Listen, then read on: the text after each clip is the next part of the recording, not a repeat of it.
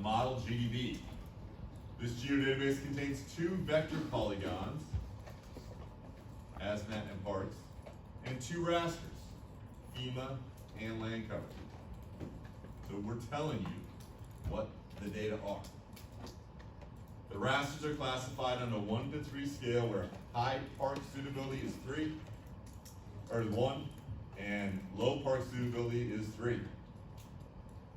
The polygon values have a field called rank that contains their park suitability values. What does this tell you right here? Underline. When you see that question, you would underline it in your mind.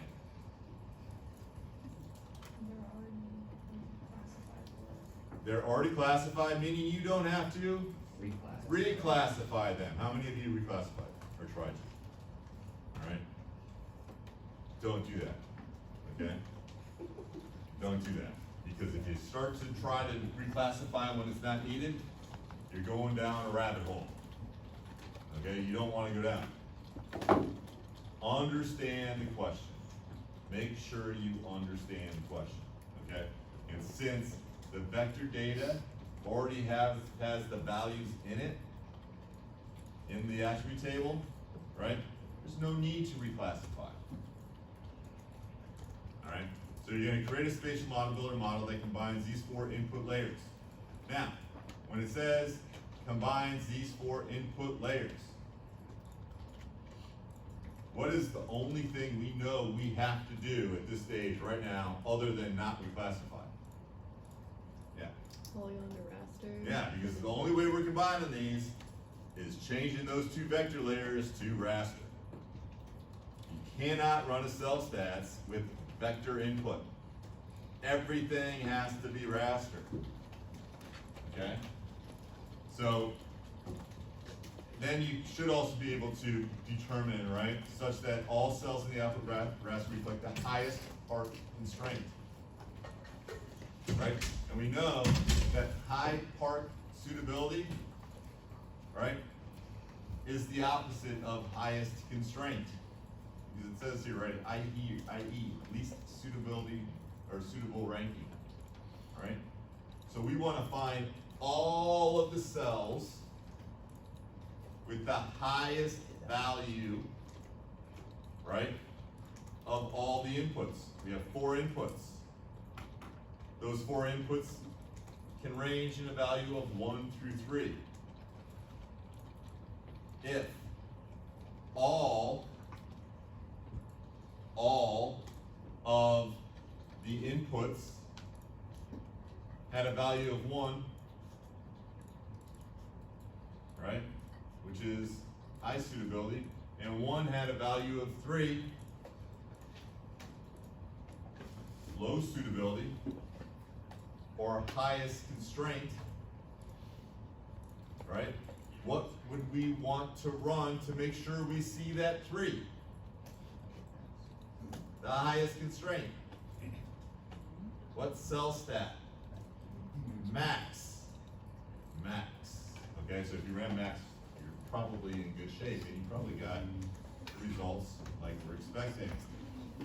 Okay, so before running your model, set your extent and environment settings to same as layer land cover, snap raster land cover, cell size land cover, mask land cover, and no data. This may be a little bit different. The wording is a little different because we wrote this back in the ArcMap days. All right. So at any rate, I'm going to go in here, back to catalog, back to the review TBX. I'm going to create a new model. All right. Go to properties. And I'm going to name this one, what is it?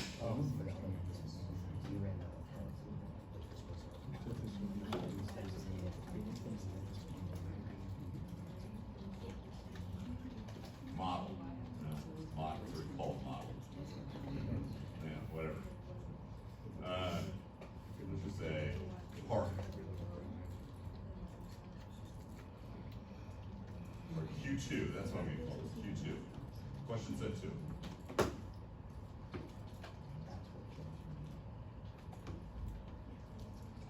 All right, so Q2, I now need to, because I don't have a map, I need to set my environment settings, my environment variables here in the environment analysis settings in my model. So I'm going to select that. This is all set. My output coordinate system, just good practice, just go ahead and do cancel. No, you don't even have, that's right, we don't even have a map. So we can import it from our data. But it didn't ask us to do this, so this is not required, okay? I'm just doing it because, actually, I don't even know, these don't even have, okay, so it's not required because these don't even have a projection defined. So, not required. Don't worry about setting your output coordinates. That's why we didn't ask you to do it. All right, so extent is going to be same as land cover. So I'm going to browse to my databases, model, land cover. Okay? Cell size. And again, most of you likely created a map for this, which is more than fine. Okay? But you can do this without the map. That's what I'm showing you now. Cell size, again, I'm going to navigate. Databases, model, land cover. Mask, navigate, model, land cover. And snap raster, I'm going to navigate to land cover and OK. Everything else is OK, and I'm going to select OK. All right, so my environments are set. Always, after you set your environments, you want to do what? Save. It's always good practice, even though that we're not looking at this in a map.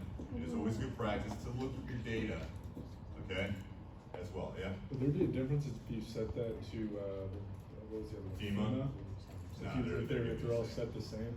The rasters, as long as you use one of the rasters. Oh, Okay, that's all you can use. Some for processing stuff, but use the rasters. That's what you've been taught. Always use the rasters. So it's always a good idea when you're doing a suitability, right, analysis to look at your input data. So with FEMA, we can verify, yes, the value. We have values of 1 and 2, right? We don't have a value of 3, just FYI, right? Hazmat, sure enough, just as the PowerPoint indicated or the question indicated, we already have a ranking in there. 1, 2, and 3. Land cover. Value, 1, 2, and 3. And then parks. Again, we already have that ranking in there. 1, 2, and 3. No need to do a reclass. Rankings are there, and the instructions told us, right? Just a hint. If you have to do a reclass, we'll likely in the question somehow infer that you need to do a reclass, okay? So just keep that in mind for Monday. All right, so back to question 2. So we're looking at our data. We know there is no need for reclass. However, there is a need for polygon to raster. And both of those, we need to likely select the value we want to carry over to raster. And in both of those, that value is going to be ranking. Okay? So, jumping back to our model. Actually, I can just do this first because it's the same way. I'm going to just drag in my hazmat and my parks. Actually, I'm just going to drag in all of them. Hold the shift key. Everything's selected. And I'm just going to drag them over here to my model and drop. No, didn't work. So parks. I only took my last one. I'm just going to go ahead and drag all these in. FEMA. Hazmat. And land cover. All right, what I want to start with are my vector, because that has to have a pre-process, so to speak, right? before I combine these. And that pre-process is polygon to raster. You just drag 2 of those in there. Parks, input features, double click. We almost always, as I've said a few times, do not want to go with the default value field here. You want to make sure you look just like we did. You look at the input data, you determine in the vector fields which field you want to use to convert your value to raster. Okay? We basically looked at it and we defined there is no need to reclass, so we're just going to use ranking. But if there wasn't something like ranking, let's say it was just a buffer, we'd want to make sure we selected distance, like you guys did for lab 2, versus going with the default object ID. Always look at the field, determine which field you want to use. Land cover, LU code, right? Don't go with the default object ID. All right? Unless the default object ID is close to what you want to reclass, right? In this case, we don't need to reclass. We're simply going to select ranking. We can call this parks if we're following our naming conventions we've used in the past, parks underscore ras, or in this case, input.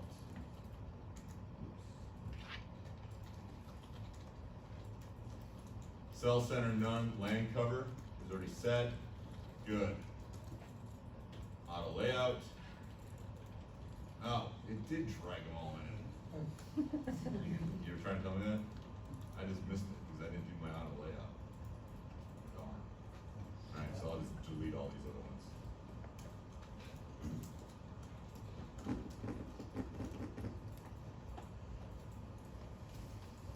Alright, so we can cut these. Alright, so the next one is hazmat. Just gonna drag that in. Input features. Let's do all that here. Alright, and again, we've already looked at the attribute table. We know there is a ranking field that we're gonna use for our conversion. We select ranking.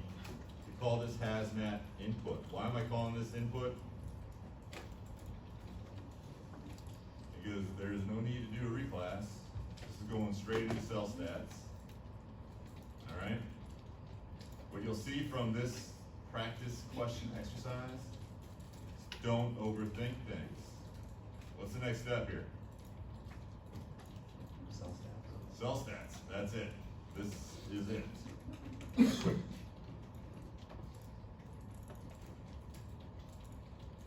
Cell stats, drag that in. Connect your FEMA, input raster, connect your land cover, input raster, connect your parks input, input raster, connect your hazmat, input raster.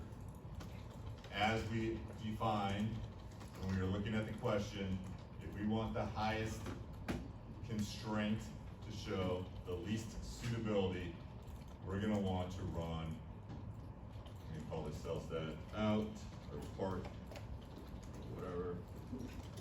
We're gonna want to run max. Select OK, validate,